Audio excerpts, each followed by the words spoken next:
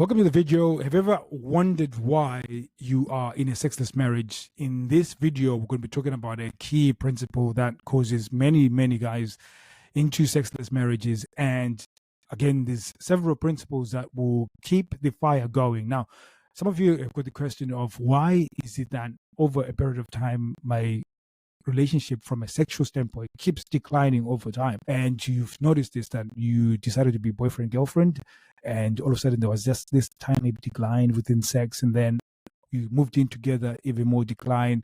You got married, even more decline, and then you have a child, and then sex is near to non-existent. And there's a reason why, because in order to keep sexual desire up, there's a few principles that you have to follow, and they have to follow them religiously. Now, most guys are unaware that these principles exist. So we're going to at least start diving into them over a period of time on this channel. So please subscribe and click the bell icon so you can be notified when a video comes up, because this is going to be a channel where we're going to be giving you as much information to change your relationship. Now, when people think about changing a sexless marriage, they think of it as, I'm going to have this conversation and then we're going to change the path, or I'm going to initiate a little bit more and then it's going to change the marriage. But really nothing, it's never anything like that. There's this show I was watching called My 300-Pound Life. Changing a sexless marriage is similar to that you're going to have to really look at several things within your marriage and how you behave and how you think about things, and really change over a period of time. And you have to be changing quite a lot of things at the same time. And at times it feels like spinning plates, but it will get better over a period of time. So, and you have to be doing consistently. A lot of it, sometimes as you're changing it, like when I was watching this show, the guy was now eating less. He was trying to exercise. Many times you look at the mirror, it doesn't look like nothing has changed. And this is part of it, which is that most guys, they are quick to consistently change and never really allow anything to work before they have to change. And we do have the principles that we do have is that you have to try something 100 times before you decide that it doesn't work. Most people, they try things twice and then they decide it doesn't work.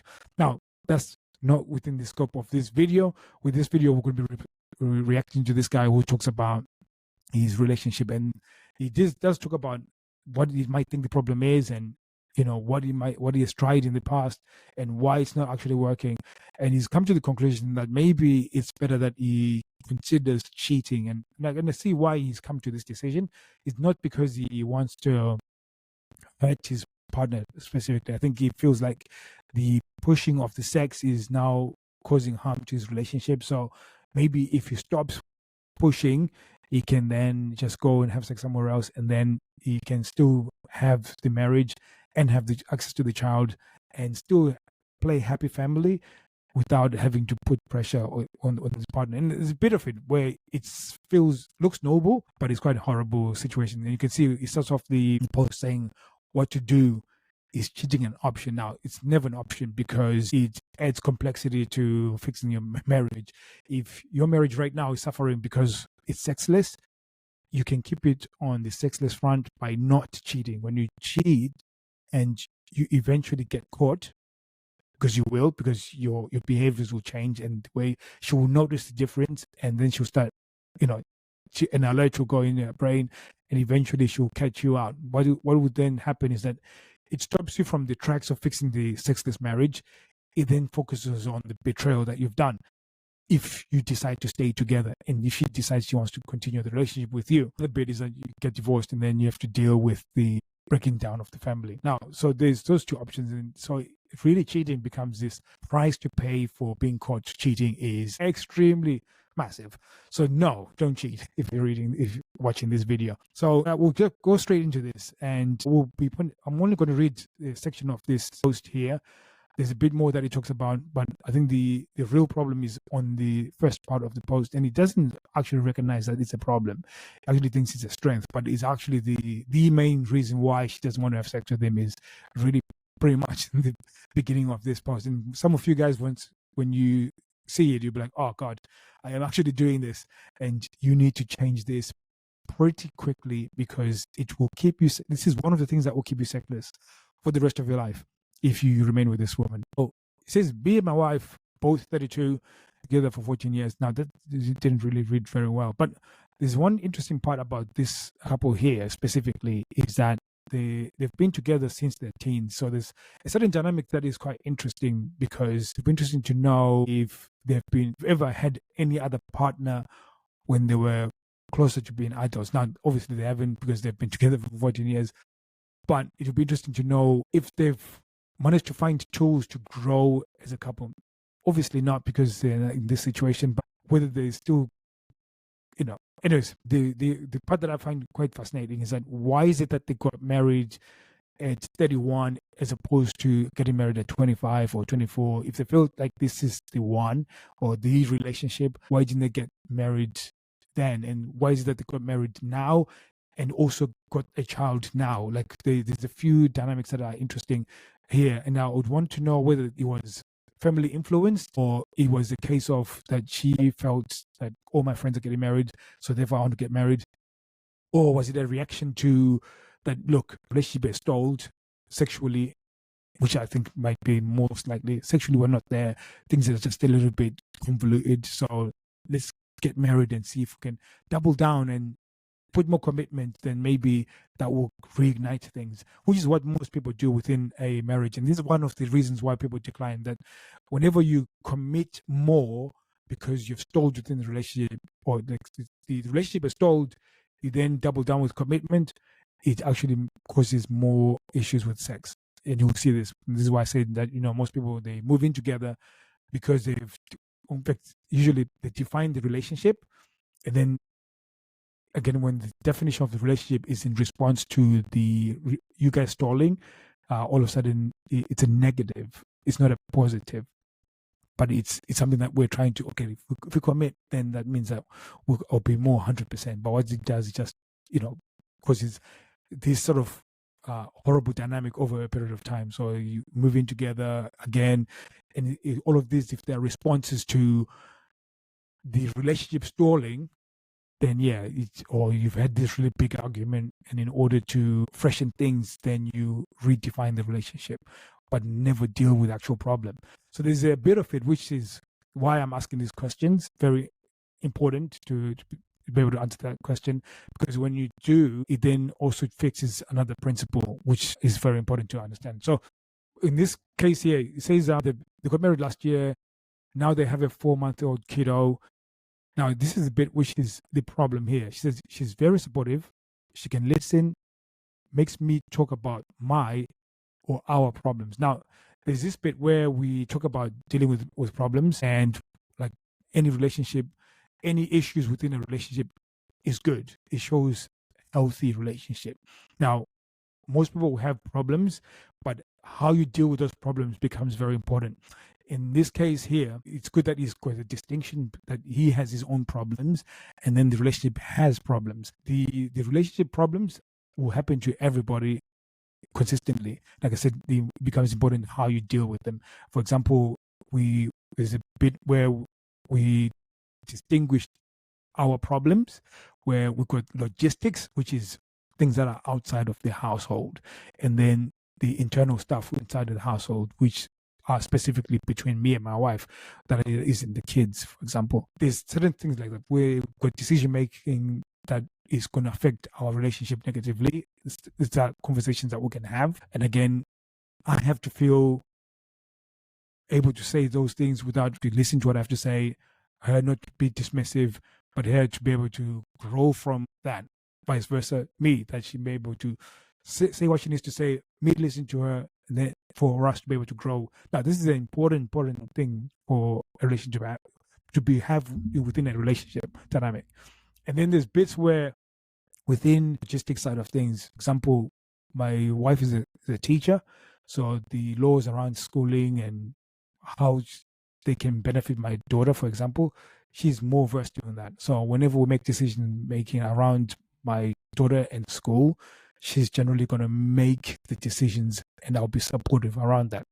Again, that's the problem side of things within the relationship. My problems, however, I would never share with my wife. This is very important. It's because the best way of explaining this is like, imagine if you were part of a platoon, for example, and you were in a war zone and you were walking within an enemy territory. And then all of a sudden, your commander, who's leading the platoon, all of a sudden, you guys start taking fire. Your commander falls to the ground, fetal position, and he's crying, "Oh my God, we're all going to die. I don't know what to do." There's a few things that will happen. It's like once you see that, you feel a sense of panic, and then your training will kick in, and then all of a sudden you will feel like you need to take charge of the situation and take control. And this is what tends to happen. And this is the dynamic that's happening when you start sharing your problems to your wife. It causes this panic inside of her because she's now like, holy shit, the man that's meant to be protecting us, the guy who's supposed to be making the decision, is falling apart. So therefore, in terms of a sexual standpoint, it really reduces a sexual desire towards you massively, because all of a sudden she's like, okay, I need to take charge. And when she takes charge, because her taking in charge is coming from this nurturing sort of perspective. And again, this, I'm not saying women are not capable leaders, but what I'm saying in a sexual relationship dynamic, it becomes this sort of nurturing thing. And you see, this is why you see some of your wives, or at least your wife specifically, that she treats you like a child, because you've really relegated any decision making around, like you've just proven that you're not capable. Now, this is very important because you meant to be showing leadership, you're meant to be showing the ability to protect, and you're supposed to be showing resilience. Now, when you're not capable to show this, it communicates that you're not the man that, you know, that she can depend on. So now she becomes, to a certain lack of a better term, she ends up trying to become the man. Because she loves you, she'll put you under that sort of, I'm going to nurture you type thing. And she will question every decision that you make. She will then, again, even when you start leading, she will question every decision that you make. And sometimes she will test your every decision that you make. And we generally call them a shit test. And this is, again, in order for you to gain a sexual desire, you now have to pay this price of having to consistently prove yourself before you actually get the honor of having sex. Now, most people fail this shit test because, again, if you are not capable of dealing with those issues and you have to share with her and you have to show her that you're not capable, it's the worst decision you can ever make within a relationship in a sexual dynamic perspective. There's a difference within our community. We say you can share your scars, but don't share your wounds. And this is very important, that there are situations where I will share with my wife and say, look, I was struggling with this a few months ago, and this is exactly what happened, and this is how I've overcome it. So I can be vulnerable in that perspective and share with her, but I'll show her how I've defeated the monster rather than I'm afraid of the monster. Very important distinction. Because again, yes, there is a bit of it where you need to show her that, yes, you go through problems, but you need to show her that you're also a dragon slayer, like of a better term, you know, that I've had these issues before, I've dealt with it. Now, it actually shows her that you are a capable guy. And this, because you can show this level of confidence and this level of leadership, what it does is that it allows her then to feel a sense that I can follow this guy, and this guy has got everything under control.